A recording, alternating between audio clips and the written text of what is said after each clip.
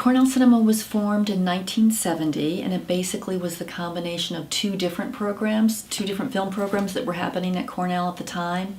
And a committee kind of looked at what was going on and had this idea that it would make sense to consolidate and just have a single program be the cinema program at Cornell. All of those separate, smaller groups were kind of competing with one another and competing for audience, and then in the end, a lot of them really weren't able to kind of keep going.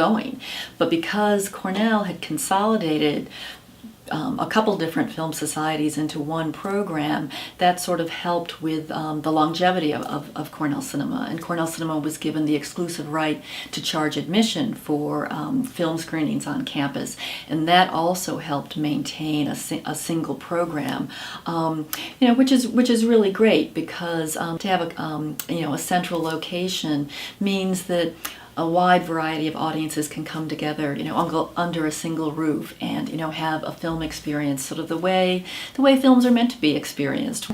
Our main mission is educational, so the idea is to show things, primarily that are kind of outside of the mainstream, things that you wouldn't find at your local multiplex. And then the particular types of films that fall into that category would be classic Hollywood and foreign films, new contemporary world cinema, documentaries, silent films, oftentimes presented with musical accompaniment, experimental films, low-budget indie films.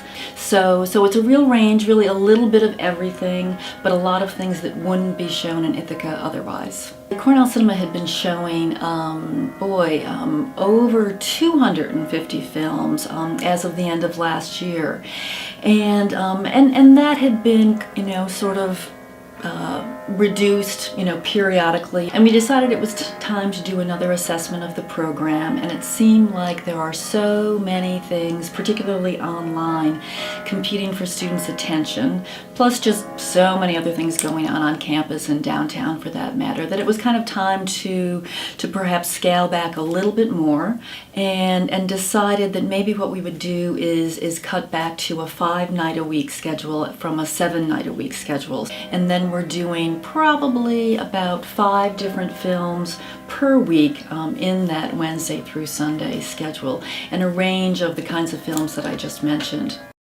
So the new flick sheet, so the idea that we were scaling back the program and getting much more sort of focused on what we presented to sort of be able to pull together the entire semester at once in order to fit everything, and then also to really draw attention to what's special about Cornell Cinema. We decided that a complete revamp was in order. So basically, this is the entire fall calendar, what we're showing, and then we've organized it by the different kinds of films that we show that I referenced before. The entire top section are all the special events that we're doing, so things that might involve musicians, live music events, things that might be happening in unusual locations on campus, sneak previews. We're doing a series here called Workers Leaving the Factory, and that actually ties in with a video installation over at the Johnson Museum.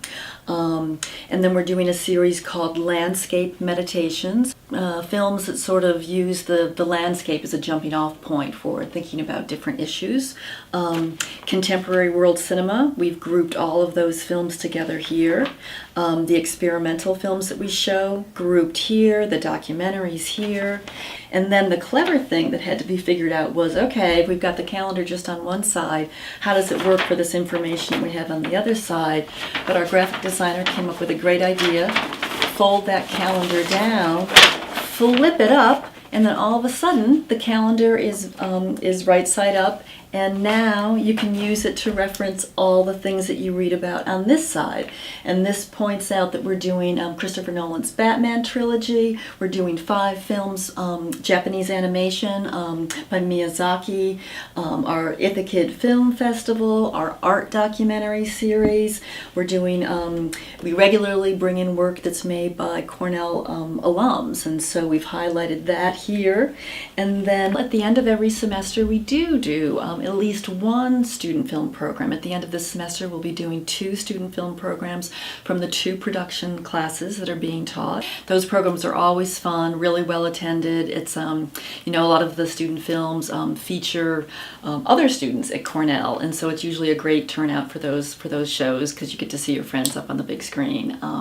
And the students are always amazing with what they come up with, and it's usually just a really fun night. And then if you want, you can actually just cut off this calendar and post it on your refrigerator.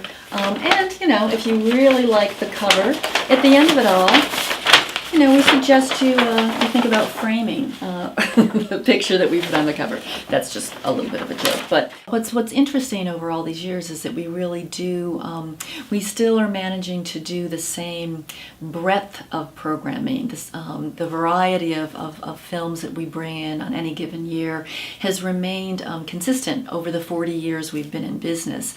Still really offering students, you know, sort of a range of experiences that they might not be able to have on their own. By having a curated program, it means that somebody's saying, we've done work and we've screened a lot of things to sort of bring you the best of what there is out there. So it's possible for a student to come in and learn about films and experience films that they really didn't even know existed before coming to Cornell. And I think we're still offering that experience.